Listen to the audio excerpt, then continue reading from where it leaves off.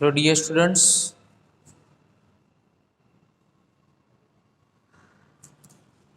Chapter 12 એના ઉદાહરણના દાખલાઓ.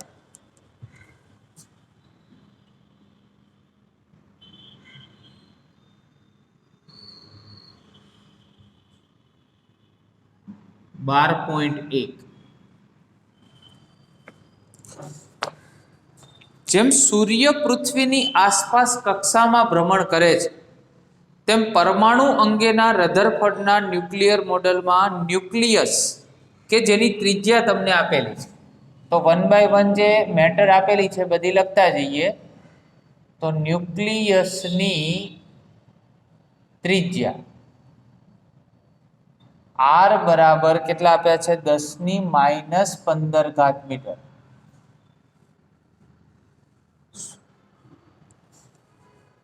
એવી જ રીતે જેની આસપાસ ઇલેક્ટ્રોન કક્ષામાં ભ્રમણ કરે છે, બરાબર, તો ન્યુક્લિયસની ત્રિજ્યા પણ તમને આપેલી છે. ન્યુક્લિયસની ત્રિજ્યા કેટલી છે? ન્યુક્લિયસની ત્રિજ્યા આપણે લખી દીધી. હવે પરમાણુની ત્રિજ્યા પણ આપેલી છે. તો પરમાણુની ત્રિજ્યા જેને કેપિટલ આપણે આર કહી દઈએ. જો સૂર્યમંડળના પરિમાણના પ્રમાણ પરમાણુ જેવા હોય તો પૃથ્વી સૂર્યથી અત્યારે છે તે કરતાં વધારે નજીક કે દૂર હોત. એટલે ટૂંકમાં તમારે સરખાવવાના છે બે મોડેલ. એક કે ન્યુક્લિયસ એની આસપાસ ઇલેક્ટ્રોન ભ્રમણ કરતા હોય એ મોડેલ, એ પરમાણુ મોડેલ. અને બીજું જે તમને મોડેલ આપેલું છે જેની અંદર સૂર્ય છે અને એની આસપાસ ગ્રહો પરિભ્રમણ કરતા હોય, આ બંને મોડેલને કમ્પેરેટિવલી શું કરવાના છે? આપણે સરખાવવાના છે, બરાબર. તો એની સરખામણી આ દાખલાની અંદર ભણવાની છે. એમાં બે ત્રિજ્યાઓ તમને આપી દીધેલી છે. ચલો આગળ વધીએ. તો પૃથ્વીની કક્ષાની ત્રિજ્યા એટલે પૃથ્વીની કક્ષીય ત્રિજ્યા તમને આપેલી છે. પૃથ્વીની કક્ષીય ત્રિજ્યા જેને રેડિયસ ઓફ આપણે અર્થ કહીએ છીએ, ઓર્બિટલ રેડિયસ આમ તો કહેવાય, 1.5 × 10⁻11 મીટર, બરાબર. અને સૂર્યની ત્રિજ્યા આપેલી છે. તો સૂર્યની ત્રિજ્યા અહીંયા એસ કહી દઈએ, એ આપેલી છે 7 × 10⁸ મીટર. જ્યારે એક મોડલને બીજા મોડેલ સાથે સરખાવવાનું હોય ત્યારે હંમેશા ગુણોત્તર લેવો પડે. ગુણોત્તરથી જ સરખાવી શકાય. તો ન્યુક્લિયસની ત્રિજ્યા અને પરમાણુની ત્રિજ્યા એ બંનેનો પેલા ગુણોત્તર લઈએ. તો ન્યુક્લિયસ ની ત્રિજ્યા અને પરમાણુની ત્રિજ્યા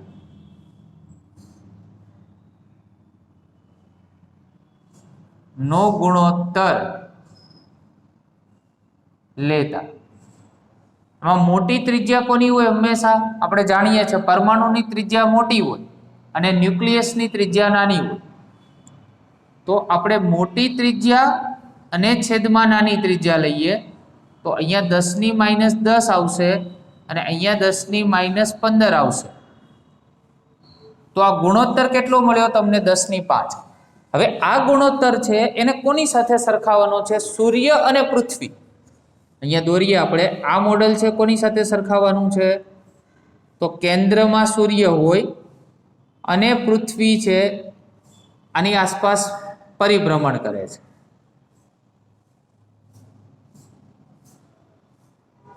એવી જ રીતે આ સૂર્ય છે એ ન્યુક્લિયસ છે અને આ ઇલેક્ટ્રોન છે, બરાબર. આ મોડેલ બંનેનું કમ્પેરિઝન કરવાનું છે, બરાબર. તો આ 10⁵ તો આપણે આ બંને વચ્ચેની ત્રિજ્યાનો ગુણોત્તર મળ્યો. હવે એક વસ્તુ ક્લિયર થઈ ગઈ કે ભાઈ જે આની પરમાણુની ત્રિજ્યા છે ન્યુક્લિયસની ત્રિજ્યા કરતા કેટલા ગણી છે? 10⁵ ગણી છે, બરાબર. હવે લઈએ આપણે પૃથ્વીની કક્ષીય ત્રિજ્યા. પૃથ્વીની કક્ષીય ત્રિજ્યા અને સૂર્યની ત્રિજ્યા. આને કોની સાથે સરખાવવાનું? આની સાથે. એટલે અહીંયા પણ અહીંયા 10⁵ જ લખવાનું, કારણ કે બંનેને કમ્પેર કરવાના છે. હવે પૃથ્વીની કક્ષીય ત્રિજ્યાને હું નવું નામ આપું છું આરી ડેશ, અને સૂર્યની ત્રિજ્યા તમને આપેલી છે 7 × 10⁸. જો અહીંયા કિંમત મૂકવાની નથી. કેમ નથી મૂકવાની? તો કે ભાઈ આરી ડેશની કિંમત તમને 7 × 10 બેટા કેટલી મળશે? 8 અને 5 એટલે 13 મળશે, જે પૃથ્વીની આપેલ કક્ષીય ત્રિજ્યા, જે તમે કેટલી લીધી છે? આરી બરાબર 1.5 × 10⁻11 મીટર કરતા 100 ગણી છે. જો કેવી રીતે 100 ગણી? તો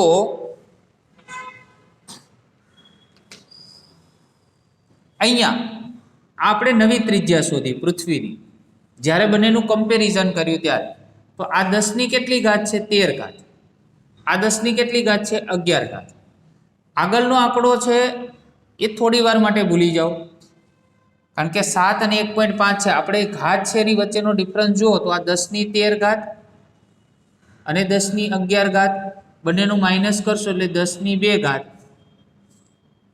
તો આ જે કમ્પેરિઝન કરીને આપણે ત્રિજ્યા મેળવી એની એકચ્યુઅલ ત્રિજ્યા હતી એના કરતાં કેટલા ગણી થઈ? 100 ગણી થઈ. એનો મતલબ જે પૃથ્વી છે એ સૂર્યથી બરાબર કેટલા ગણી દૂર હોત? તો 100 ગણી. પૃથ્વી જો આવું કમ્પેરિઝન તમે કરત તો પૃથ્વી એ સૂર્યથી દૂર હોય. પ્રશ્ન એવો પૂછ્યો છે કે નજીક હોય કે દૂર હોય? તો 100 ગણી દૂર હોય. બરાબર? આ તમારે રફમાં તમે લખી શકો તમારી સમજણ માટે. બરાબર? ચલો 12.2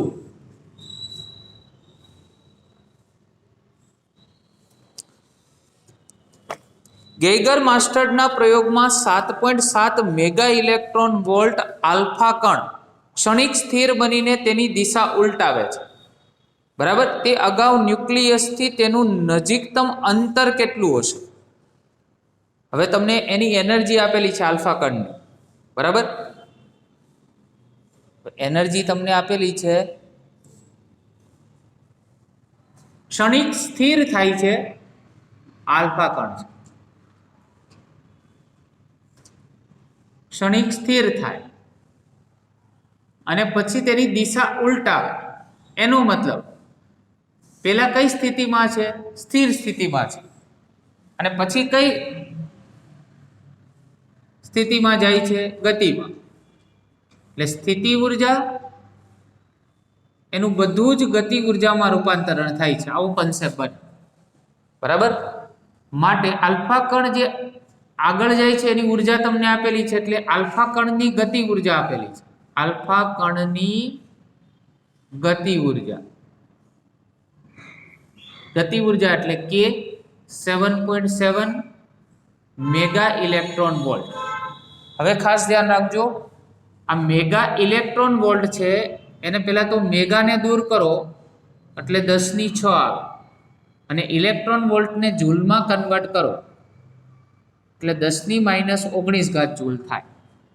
બરાબર? આટલું કમ્પેરિઝન ખાસ તમારે ધ્યાનમાં લેવું જોઈએ.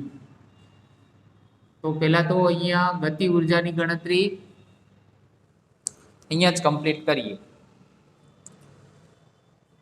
તો 7.7 into 1.6 12.32 into 10⁻⁻13 જૂલ આવશે. SI એકમમાં કન્વર્ટ કરવું જ પડે, જૂલમાં, બરાબર. હવે આપણે ખબર છે ગતિ ઉર્જા અને સ્થિતિ ઉર્જા બંને એક સમાન છે, માટે આ બાજુ ગતિ ઉર્જા અને આ બાજુ લઈએ સ્થિતિ ઉર્જા. હવે ગતિ ઉર્જા છે તો ડાયરેક્ટ છે આપણી જોડે 12.32 10 - 13. સ્થિતિ ઉર્જાનું સૂત્ર યાદ કરો, chapter number 2, K Q1 Q2 અને છેદમાં R થાય, જેમાં R ની કિંમત આપણે શોધવાની છે. R ને કરતા બનાવીશું. અહીંયા K ની કિંમત 9 × 10⁹. Q1 ગાયગર માસ્ટરનો પ્રેક્ટિકલ છે એટલે એમાં ધાતુ તરીકે સોનું લેવામાં આવે, ગોલ્ડ. હવે ગોલ્ડ છે એના ન્યુક્લિયસમાં ધન વીજભારિત પ્રોટોન હોય તો એના પરનો વિદ્યુત ભાર આપણે ZE ના સ્વરૂપમાં લઈએ છીએ, અને આલ્ફા કણ પરનો વીજભાર યાદ રાખો 2E થાય, બરાબર. R ને આપણે સામે લઈ ગયા છે એટલે આખી આ સ્ટેપ નીચે આવશે, એટલે 12.32 × 10 - 13. માટે R બરાબર 9 × 10⁹. ગોલ્ડ માટે Z 79, બરાબર, સોનાનો પરમાણુ ક્રમાંક. E × E એટલે E નો વર્ગ, એટલે 1.6 × 10 - 19 અને હજી આ બે બાકી છે, અને ડિવાઈડ બાય 12.32 10 - 30. માટે R બરાબર, હું કેલ્ક્યુલેશન કરીએ તો 9 × 79 × 1.6 × 1.6 × 2 = ડિવાઈડ 12.32 295.480, બરાબર. ચલો અહીંયા કેટલા આવશે? 10 - 38, બરાબર. આ 19 × 38 અને અહીંયા 10 - 13. બોલો, બંનેનું કમ્પેરિઝન કરશો એટલે અહીંયા 7 17 અને 25 વધશે. 10 - કેટલી થશે? 25, બરાબર.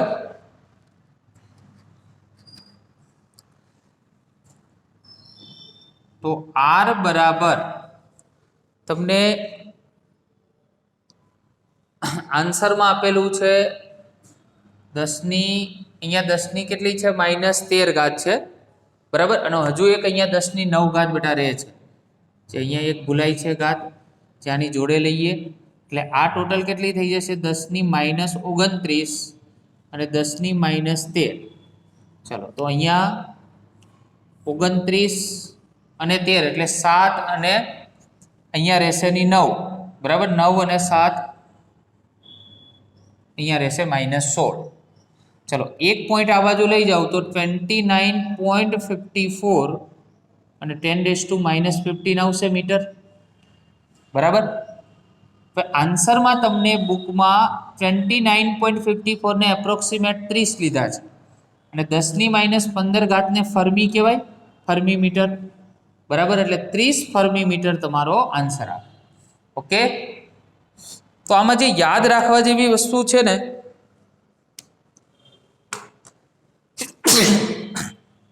સોરી, એમાં એક તો આલ્ફા કણ જે છે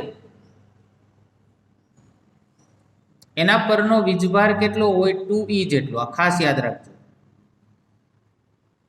બરાબર. આલ્ફા કણ પરનો વીજભાર. અને બીજું અહીંયા સ્થિતિ ઉર્જાનું સૂત્ર, જો કે આ સૂત્ર આપણે ચેપ્ટર નંબર 2 ની અંદર ભણી ચૂકેલા છીએ, બરાબર.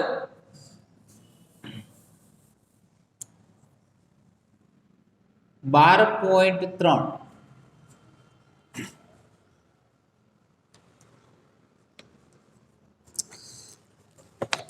પ્રાયોગિક રીતે એમ જણાયું છે કે હાઇડ્રોજન પરમાણુને પ્રોટોન અને ઇલેક્ટ્રોનમાં છૂટા પાડવા માટે 13.6 ઇલેક્ટ્રોન વોલ્ટ ઉર્જાની જરૂર પડે છે. હવે હાઇડ્રોજન પરમાણુમાં ઇલેક્ટ્રોનની ઉર્જા કેટલી હતી? હાઇડ્રોજનમાં ઇલેક્ટ્રોનની ઉર્જા જેને આપણે આયનીકરણ ઉર્જા કહેતા હતા, -13.6 ઇલેક્ટ્રોન વોલ્ટ હતી અને -13.6 ને જૂલમાં કન્વર્ટ કરો તો 10⁻⁻⁹ જૂલ થાય, બરાબર. હવે આટલી જ ઉર્જા જો તમે ધનના સ્વરૂપમાં આપો, અહીંયા આકૃતિ દ્વારા સમજાય, હાઇડ્રોજન પરમાણુમાં એક પ્રોટોન અને એક ઇલેક્ટ્રોન, આ બંને એકબીજાથી આકર્ષિત હોય, બરાબર. હવે મારે ઇલેક્ટ્રોનને દૂર કરવો છે અહીંયા, તો આટલી ઉર્જા મારે પ્લસના સ્વરૂપમાં આપવી પડે અને એટલી તમને બુકમાં આપેલી છે રકમમાં, 13.6 ઇલેક્ટ્રોન વોલ્ટ ઉર્જા તમને આપેલી છે બંનેને છૂટા પાડવા માટે. તો હાઇડ્રોજન પરમાણુમાં ઇલેક્ટ્રોનની કક્ષીય ત્રિજ્યા અને વેગના મૂલ્યની ગણતરી કરો. કક્ષીય ત્રિજ્યા અને વેગ કેટલો મળે, આ બંનેની આપણે કેલ્ક્યુલેશન કરવાની છે, બરાબર. ચલો, ઇલેક્ટ્રોનની કુલ ઉર્જાનું સૂત્ર હતું, ઇલેક્ટ્રોનની કુલ ઉર્જા E બરાબર -E², 8πε0 ઇન્ટુ R, બરાબર. ચલો, આમાંથી R ને કરતા બનાવો તો R = -E², 8πε0 ઇન્ટુ શું થાય, E.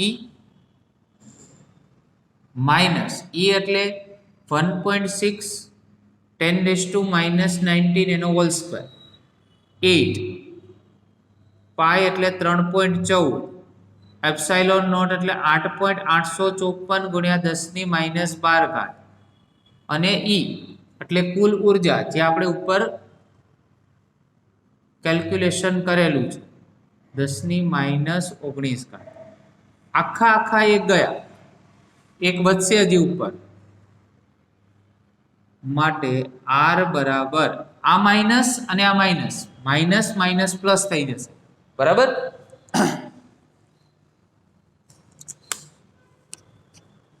ચલો, 1.6 પછી ડિવાઈડ 8 ડિવાઈડ 3.14 ડિવાઈડ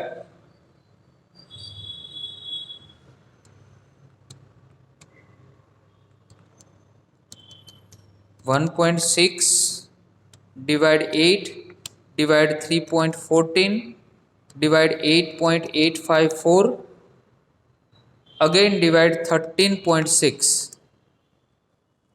આન્સર આવે છે 0.005289.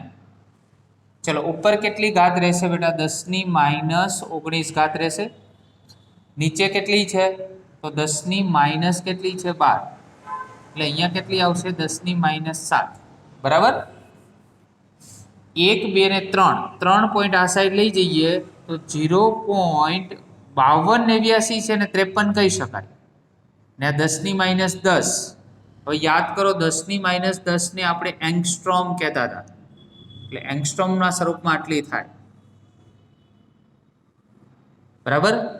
હાઇડ્રોજન પરમાણુમાં ઇલેક્ટ્રોનની કક્ષીય ત્રિજ્યા આટલી મળે, અને ડાયરેક્ટ પણ યાદ રાખજો તમારા નોલેજ માટે, બરાબર.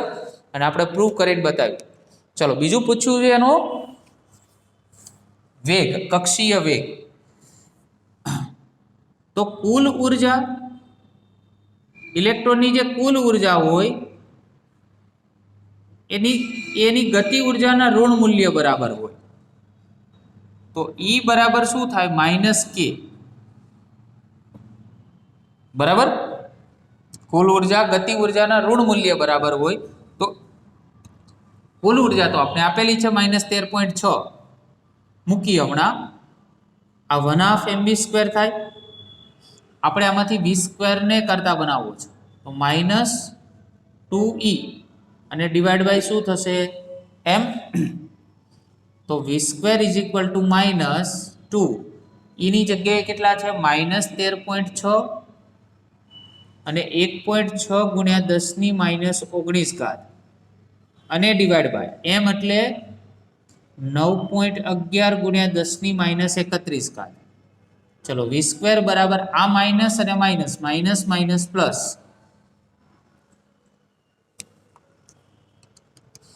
તો 2 ગુણ્યા 13.6 ગુણ્યા 1.6 અને ડિવાઈડ 9.11 બરાબર. તો 4.777 આન્સર આવે છે. કેટલો છે? 4.777. ચલો અહીંયા ઘાત કેટલી? 19 છે અને અહીંયા 31 છે. ખ્યાલ આવે છે? 19 છે અને 31 છે એટલે ત્યાં 11 અને 12 ટોટલ 12 ઘાત રહેશે.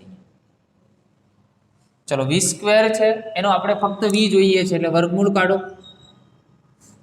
તો 4.777 છે એનું સ્ક્વેર રૂટ કાઢીએ તો 2.18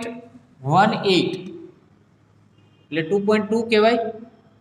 અને 10⁻12 ઘાત છે એનું વર્ગમૂળ કાઢશો એટલે અહીંયા કેટલું 10⁶ થઈ જશે. તો ઇલેક્ટ્રોન આટલી ઝડપથી હાઇડ્રોજન પરમાણુની હાઇડ્રોજનમાં ન્યુક્લિયસની આસપાસ ફરતો હોય. હવે આ બંને મૂલ્ય જે તમને મળ્યા ને આર અને વી ના મૂલ્ય એનો જ ઉપયોગ આપણે 12.4 માં કરવાનો છે. બરાબર. એટલે મૂલ્યો યાદ રાખવાના થયા આપણા માટે. તો હાઇડ્રોજન પરમાણુમાં પ્રોટોનની આસપાસ ભ્રમણ કરતા ઇલેક્ટ્રોન વડે ઉત્સર્જિત પ્રકાશની પ્રારંભિક આવૃત્તિ એટલે એક તો ન્યૂ શોધવાની છે. બરાબર. અને બીજું શોધવાનું છે પ્રચલિત વિદ્યુત ચુંબકીય વાદ અનુસાર ગણો એટલે ટૂંકમાં આવૃત્તિ શોધવાની છે તમારે. તો રેખીય ઝડપ એટલે v અને કોણીય ઝડપ એટલે ઓમેગા. આ બંને વચ્ચેનું સંબંધનું એક સૂત્ર છે આપણી જોડે v = r ઓમેગા. હવે v = r ઓમેગાની જગ્યાએ શું લખાય? તો 2π/t. તો v = r અને આને આ રીતે લખાય 2π ન્યુ. કારણ કે 1/t એટલે 1/માં આવર્તકાળ હોય તો એને આવૃત્તિ કહેવાય એટલે 2π ન્યુ. ડાયરેક્ટ લખો તો પણ ચાલે. ઓમેગા બરાબર 2π ન્યુ. આપણે શોધવું છે ન્યુ એટલે કે આવૃત્તિ. તો v / કેટલા થાય? 2πr. ચલો v ની કિંમત તો તમને આપેલી છે મીન્સ કે આગળનો દાખલો છે એની ડાયરેક્ટ યુઝ કરવાની છે. 2.2 × 10⁶ 2 આ 3.14. r ની કિંમત 0.53 પણ એંગસ્ટ્રોમ ના ચાલે, ઘાતમાં લખવું પડે એટલે 10⁻10 ઘાત. બરાબર. તો ન્યુ =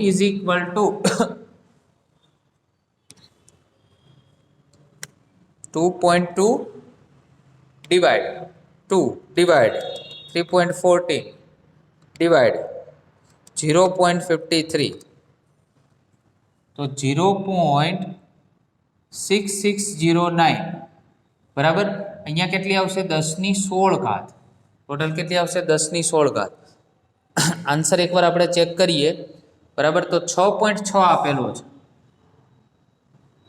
ચલો 6.6 એટલે 1 ઘાત માઇનસ થશે 10⁻15 ઘાત હર્ટ્ઝ. આ તમારો ફાઇનલ આન્સર. હવે 12.5 છે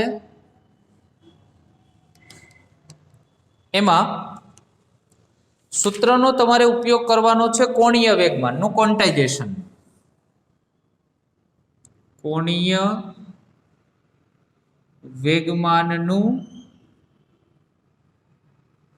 ક્વોન્ટમીકરણ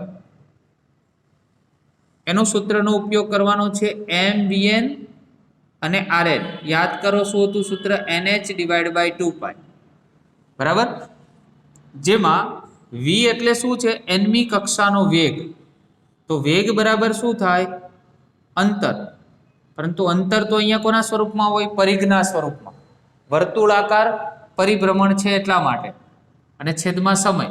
તો વેગ બરાબર ઝડપ બરાબર અંતર ભાગ્યા સમય એવું સૂત્ર વાપરો એટલે 2πrn/t થાય અને rn અને nh/2π.